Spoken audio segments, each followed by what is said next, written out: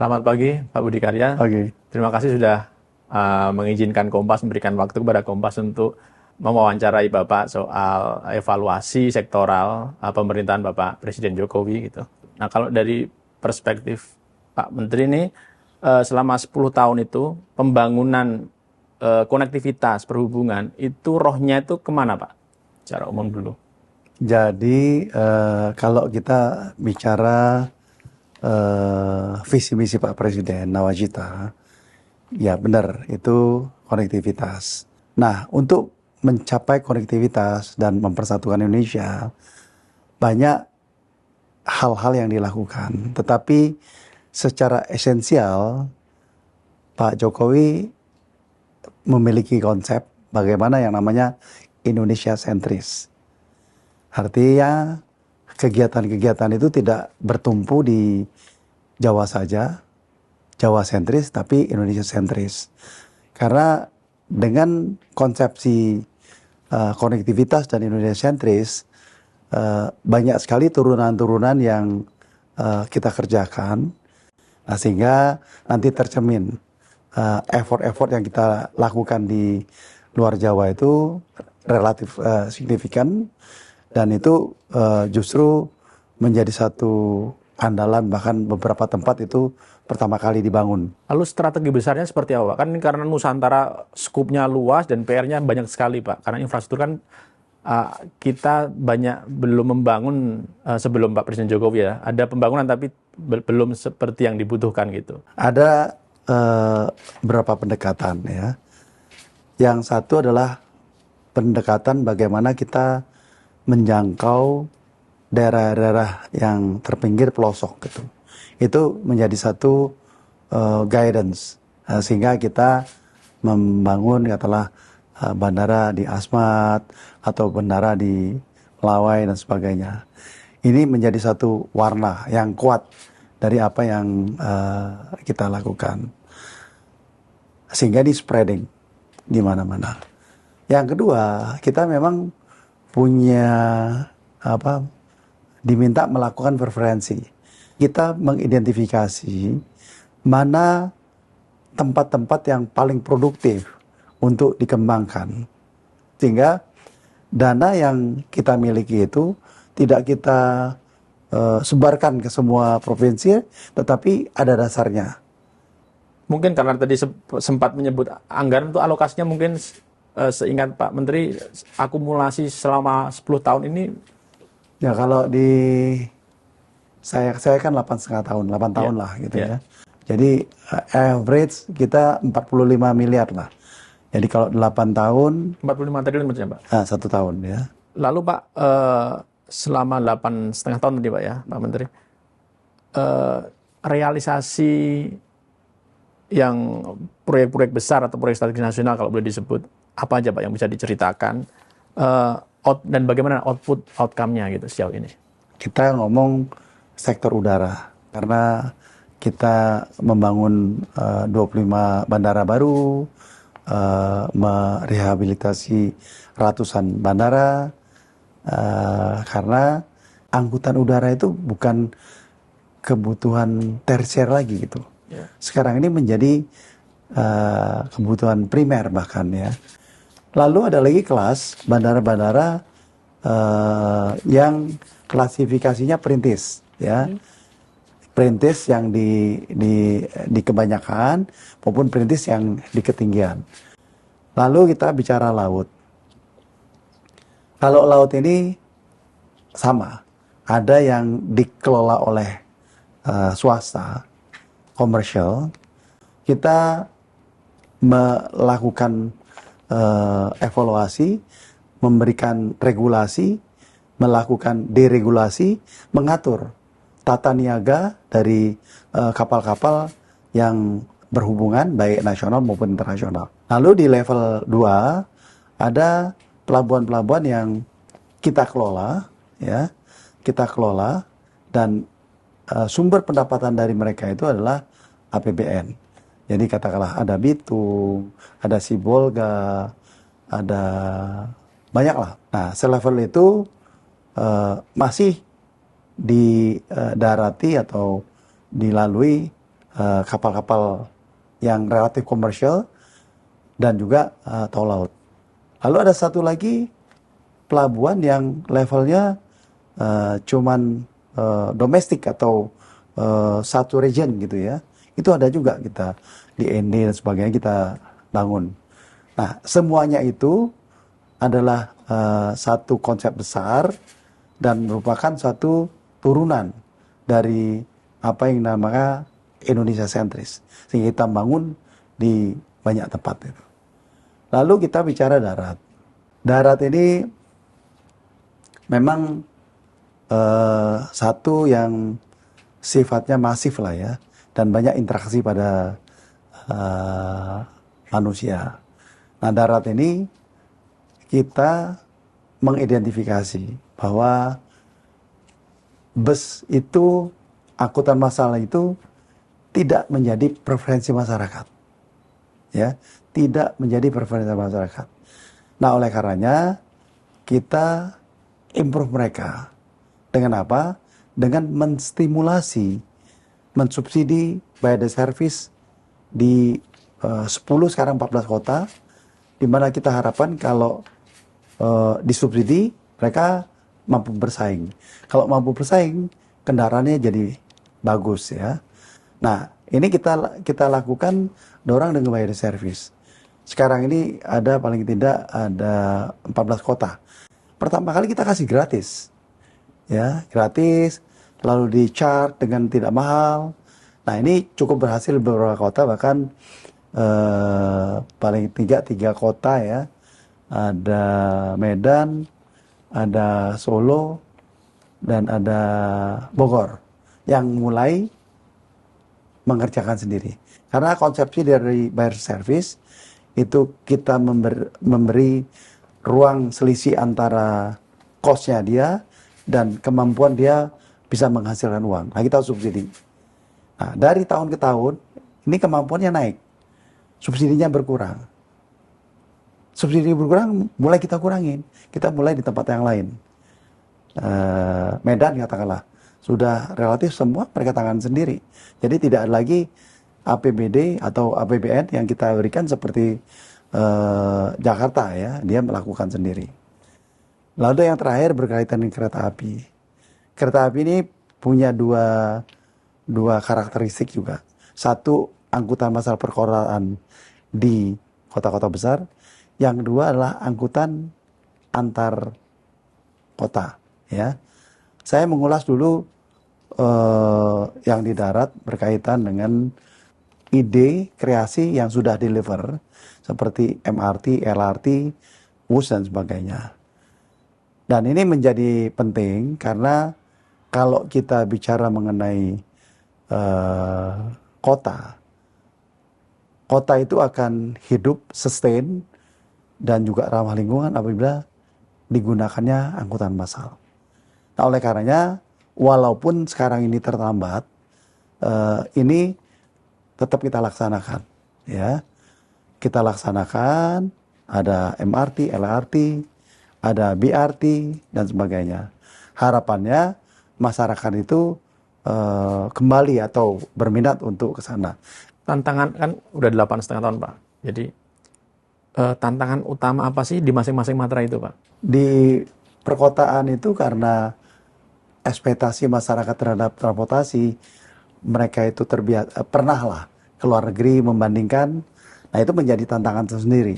Sehingga kita harus membuat kegiatan yang sama baiknya dengan yang ada di luar.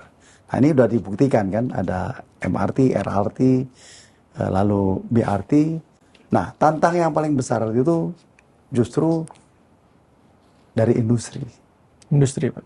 Yang namanya odol, ya. Jadi kendaraan itu besar, ya, merusak jalan dan sebagainya. Jadi satu hal yang sampai sekarang kita belum ada solusinya karena dari tahun ke tahun mereka minta mundur terus gitu.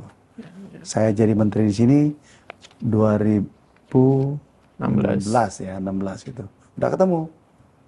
Ya. Nanti 2019 ya. Udah belum selesai 2019 sudah minta mundur lagi. terakhir mundur lagi ini. Mungkin maunya 2025. Tapi itulah bahwa pengusaha memiliki preferensi profit oriented, nggak peduli dengan orang yang lain, sehingga truknya itu besar, muatannya melampaui batas, dan akibat mereka melakukan itu, jalan itu rusak, jalan itu macet dan sebagainya. Tapi mereka punya kekuatan lobby yang luar biasa. Jadi kalau di dalam kabinet itu ada kabinet yang menteri yang lain, oh nggak bisa itu diundur aja, diundur ya basa-basi, setelah mundur lagi. Itu masalah yang paling besar kita hadapi, karena itu berkaitan dengan pembangunan jalan juga, berkaitan juga dengan safety. Ya. Yang lain adalah, saya harus katakan ojol ini solusi, tapi juga punya masalah.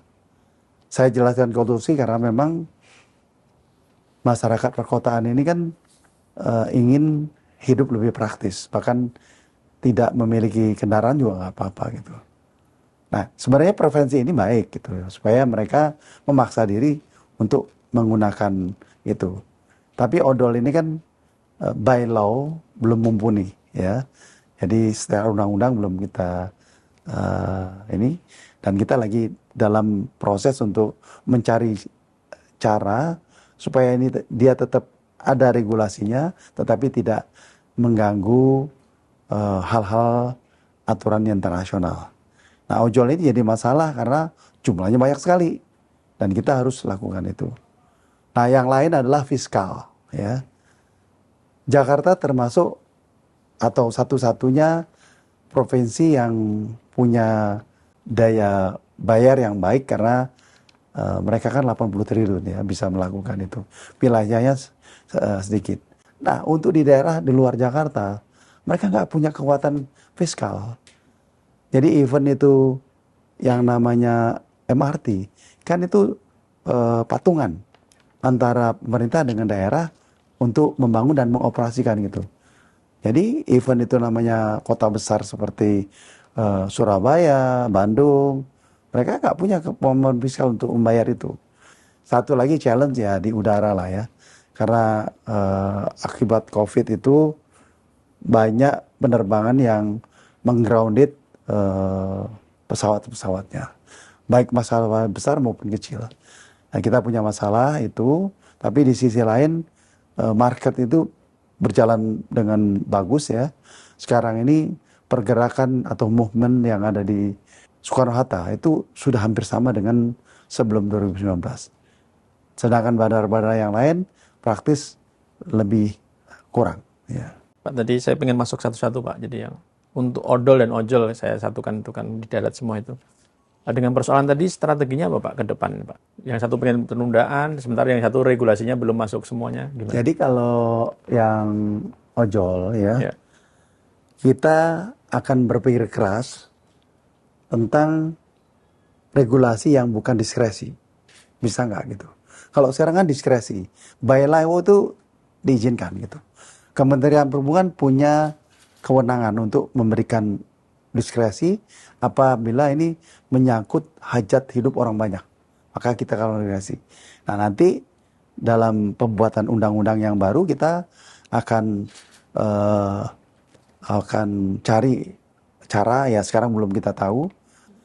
Kalau odol, ya ini kan berhadapan dengan orang-orang besar ya. Ya saya menghimbau aja supaya mereka juga realize negara ini harus makin dewasa. Kedewasaan itu ditunjukkan oleh stakeholdernya. Kalau mereka cuma take side, wah aku rugi dong gitu. Ya kamu untung, tapi negara rugi. Kalau dihitung lebih mahal negara ruginya gitu. Nah, karena apa? Ini janji-janji doang gitu ya. Saya nggak yakin ini 2025 diikutin ya.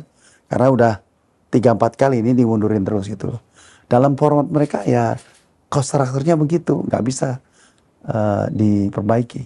Jadi saya bukan pesimis ya, tapi saya minta bahwa menyatakan bahwa negara dalam kita hidup itu makin governance, makin punya budaya, dan itu bukan budaya yang baik. Ya. Masalah budaya ini, budaya backing, aku ngomong terus terang ya. Jadi odol itu tetap eksis dari atas terstruktur sampai bawah backing semua. Ya. Nah itu harus hilangin, harus ada kesadaran. Tidak zamannya lagi kita mentolerir itu kegiatan. Itu di daerah, sampai di daerah itu Pak? Oh, sampai di Riau coba. Ya, Riau itu kita bikin operasi gitu. Pak, udah ditelepon Pak. Ya saya nggak katakan siapa ya. Bisa sipil, bisa militer soalnya. Nah ini truk odol itu kalau kita stop, bablas aja gitu. Nggak ada kewibawaan kita karena mereka mendapatkan suatu privilege lah ya. Untuk yang udara sekarang Pak, yang banyak di grounded setelah COVID tadi, strateginya gimana Pak? Ya, satu itu kan masalah itu masalah dunia. Ya, jadi bukan Indonesia aja, karena adanya COVID, adanya perang di beberapa tempat membuat suku cadang itu terbatas. Indonesia itu pertumbuhannya minus 92%. Untuk? Sektor udara. Jadi cuma 8%. Jadi kalau di Soekarno-Hatta yang seharinya 1000 itu cuma 100. Bayangin 900 tidak beroperasi. Nah, ini dunia. Jadi semua industri itu bermasalah. Nah, untuk dia recover itu takes time. Kalau tadi Pak, darat, semua matra lah. Itu tadi kan bungkusnya konektivitas Indonesia sentris. Lalu salah satu targetnya itu adalah biaya logistik yang turun Pak ya. Dulu 2014 itu kalau nggak salah 24% Pak. 2014 ketika Pak Jokowi naik itu 24% biaya logistik terhadap PDB. Saya cek terakhir yang 2023 atau 2024 itu sudah 14%. Tapi ini pun masih tergolong tinggi Pak ya kalau kita bandingkan dengan benchmark global gitu. Gimana Pak? Jadi dua ya, kita itu negara kepulauan. Ya, jadi multimoda itu sangat kental dilakukan. Dan itu mengakibatkan, kalau di China katakanlah jarak 500 km ya dia pakai mobil aja. Ya. Bukan excuse ya, bahwa kita memang tidak mungkin sama dengan mereka gitu ya. Nah, yang jadi persoalan itu karena dia itu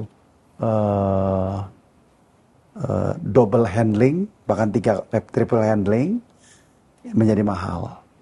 Nah, kita akan berusaha membuat pusat-pusat kegiatan yang mereduksi akibat dari triple handling gitu ya. Sebagai contoh, kita membuat kapal roro itu sebagai tempat yang menghubungkan atau sarana yang menghubungkan dari tempat satu ke tempat yang lain. Di mana kapal roro itu kepalanya truk ikut.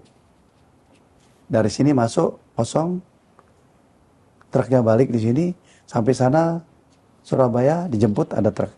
Baru dia tidak mengalami yang namanya triple handling. Ya. Kalau sekarang ini kan event itu mau masuk truk, itu kan udah double handling namanya. Ya kan? Nah, itu membuat angka logistik kita masih tinggi. Nah, ini harus diperbaiki. Tapi angka dari 10 tahun terakhir Pak, dari 24 menjadi 14 itu menurut Pak Budi sudah terhitung bagus? Kalau lumayan terhitung bagus ya, karena kita punya kondisi alam yang lain dibanding yang lain tuh. Singapura kotanya cuman Belitung. Ya.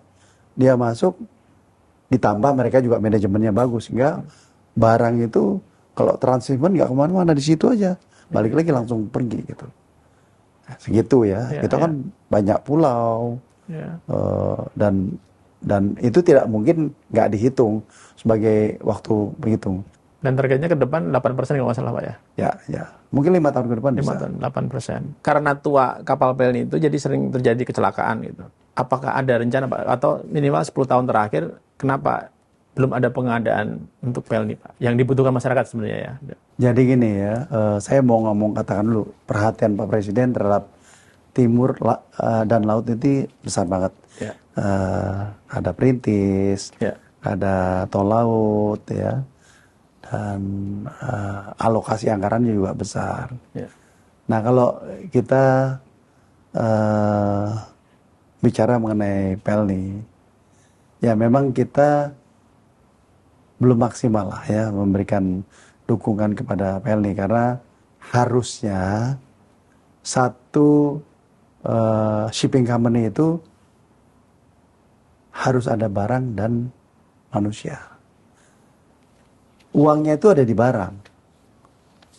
Kalau kita mengharapkan mereka sustain dengan kemampuannya sendiri, harus dia perkuat dengan yang namanya bawa barang juga. Atau kapalnya itu dikomersilin barang. Karena apa? Karena di daerah itu kita tuh sekarang trayeknya ratusan titik-titik yang kita itu ya. Nah, kalau cuman ngantar orang sudah bayarnya murah, saya tidak katakan murah itu jahat ya. Murah itu untuk perusahaan berat, tapi untuk orang besar bagus. Kadang-kadang berhenti satu titik 2 orang gitu. Tapi kalau kita gabungkan antara barang dan manusia, ada cross subsidi di sini. Jadi saya sampaikan itu. Dan insya Allah ini akan menjadi kenyataan karena DPR udah setuju untuk PMN ke Pelni untuk tambahan kapal. Dan untuk meningkatkan angkutan barang itu mau nggak mau memang harus melebar ke Pemda dan seterusnya, Pak ya? Yang menumbuhkan perekonomian. Satu hal itu karena nggak mungkin kita bawa barang, terutama yang dari timur ke barat, itu kalau Pemda nggak aktif. Yeah. Nah, kesadaran itu belum maksimal. Ya. Jadi barang adalah kunci bagaimana yang namanya konektivitas perusahaan-perusahaan yang menangani angkutan penumpang perintis ini menjadi lebih baik. Di tangan pemerintah pusat sendiri yang bisa yang sudah dimulai ya, artinya yang bisa dilakukan, Pak, yang enhance gitu. Enhance kasih PMN. PMN kepada Pelni atau kasih kapal-kapal yang bisa digunakan oleh swasta yang murah gitu ya. Lalu mereka ngangkut barang dan ngangkut manusia. Di luar produktivitas berarti memang kapalnya sendiri masih kurang, Pak ya? Ya. Oke. Kira-kira berapa sih, Pak, hitungannya? Kapal kurang gitu. Kalau kita mau ideal gitu. Ideal 40 sampai 50 lah. 40 lah, 40 kapal. 40 kapal. Kapasitas? Kapasitas untuk 1.000 orang. 1.000 orang. Perlu kapal itu ya. Berapa triliun itu, Pak? Kira-kira kalau berapa triliun itu? 40 kapal itu. 40 kapal mungkin 80 triliun ya. 80. Simpul yang bisa dibuka di mana itu, Pak? Kan ini memang multisektor ya, tapi kira-kira satu simpul yang bisa menggerakkan, membuka ini apa, Pak? Artinya paling enggak tidak harus sama persen angkutan barang volumenya dari barat ke timur, tapi paling tidak di skala ekonomi bisa masuk. Itu simpul apa, Pak, yang bisa dibuka? Ya, simpul produksi skala industri. Produksi skala industri. Itu udah terjadi di Maroke. Ya. Maroke itu kan dulu banyak konglomerat ke sana tapi ditinggalin. Tapi masyarakat take care itu sehingga ada yang namanya produksi beras. Ya, minimal kalau sampai Maroke dia bisa serve seluruh di Papua. Itu sudah terjadi. Nah, yang kita lagi exercise masuk ke NTT, bisa nggak? Tapi mereka masih kalah dengan berasnya dari Makassar gitu ya. Jadi sentra produksi. Nah, kalau kabinet yang akan datang ngomong tentang pangan dan pangannya itu ada di Indonesia bagian timur, itu bagus. Ya, bayangin di sini okupansinya 90%, dari sana ke sini 10%. Yeah. Jadi kan average-nya berapa? Cuma 50%. Yeah. Kalau di sini 50% aja, jadi 70%, jadi ekonomis gitu. Pak, lalu pelayaran perintis itu cukup membantu, Pak, dirasakan oleh ya semua ya, terutama yang timur. Apakah akan diteruskan nanti, Pak, ke depan? Harus. Mereka memang kan kalau disuruh naik pesawat kan nggak mampu. Yeah. Bahkan saya bilang angkutan perintis dikombin dengan barang itu bagus banget. tol laut yang sudah diupayakan selama ini dengan memang serius oleh pemerintah, itu belum terlalu berdampak Pak pada harga karena minimnya kerjasama lintas sektor Pak ini Pak. Kemenhub di sisi pengangkutan, sementara kontrol harga itu di Pemda. Polisi dan Kementerian Perdagangan, ini agak kurang jalan nih.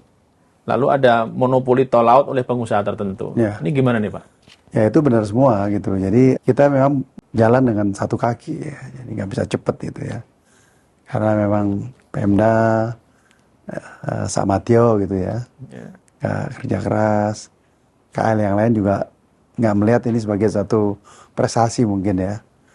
Jadi kalau peningkatan produktivitas di timur itu terjadi, tol laut itu makin bagus. Ya yang paling bagus ya nanti kita usulkan presiden bikin perpres. Perpres Pak? Perpres ya, bahwa semua pihak itu memang berkewajiban untuk mendukung itu dan ada KPI-nya gitu. Artinya KPI, koordinasi yang KPI-nya itu nanti ujungnya harga itu harus turun Pak? Iya kan, harga itu kaitan dengan volume kan? Iya. Volume itu berkaitan dengan produktivitas. Iya. Ya. Jadi kalau di sana ada kreativitas, ada produktivitas, lalu ada volume, ada keekonomian. Nah itu adanya di Indonesia bagian timur. Tantangan yang harus diantisipasi pemerintah berikutnya itu Pak di sektor perhubungan. Kita melompat ke depan. Ya, satu memang laut ini sebenarnya mendominir permasalahan yang ada di kita.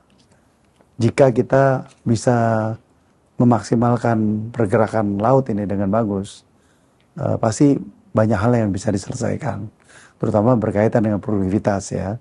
Jadi ekonomi of skill itu terjadi gitu ya. Ada rekomendasi kebijakan Pak?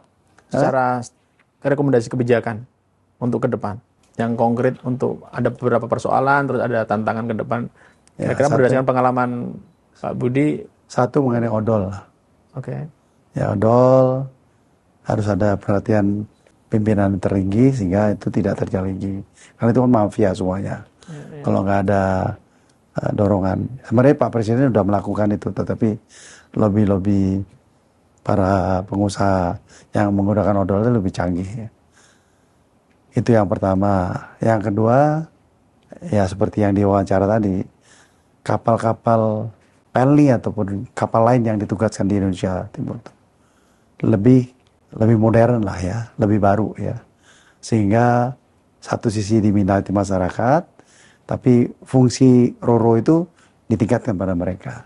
Yang ketiga berkaitan dengan perpajakan sektor udara ya. Jadi kan sering dimarahin soal tiket mahal kan gitu. Padahal tiket mahal itu mungkin 20% itu karena bukan faktor HPP aslinya mereka, tetapi karena pajak, PPN untuk atau PPH untuk alat-alat ya. Terus banyak lagi yang harus dibenahi. Nah kalau itu kita perbaiki dengan baik ya, terus harga kita tuh kompetitif dengan Malaysia dan Thailand, nah ini lebih smooth itu. Pak, kalau secara umum Pak Budi Karya lihat yang sudah dilakukan selama ini, puas nggak Pak? Atau karena memang pekerjaan rumahnya besar, memang masih ada ya? Kalau angka 8,5 lah. 8,5 dari 10 Pak ya. Jadi agak kembali mengulang, tapi menarik untuk menegaskan Pak, dari 8,5 itu yang 1,5-nya yang belum, tapi benar-benar bikin gemes kalau itu dilakukan odol itu Pak. Gemes banget odol Pak ya. Gemes banget. Sama tiket itu bukan saya, itu urusan yang lain, itu yang buat tiket mahal itu. Ya. Harga pokoknya mahal ini. Maaf, ini tiket apa nih Pak? Tiket pesawat. Tiket pesawat. Masih terhitung mahal Pak ya. 4 itu ya. Ya. 1 pajak. Bahan suku cadang. Ya. Yang kedua multi provider aftur. Ya. Yang ketiga PPN. Nah, PPN ini memang dilematis lah. Menteri Keuangan agak susah karena Kalau ini hilang, yang lain minta hilang juga kan. Iya. Ya, yang keempat ya kos-kosan yang lain bisa dilakukan itu. Jadi dua-duanya tuh nggak bisa kita kerjain sendiri, harus dukungan orang kebanyakan.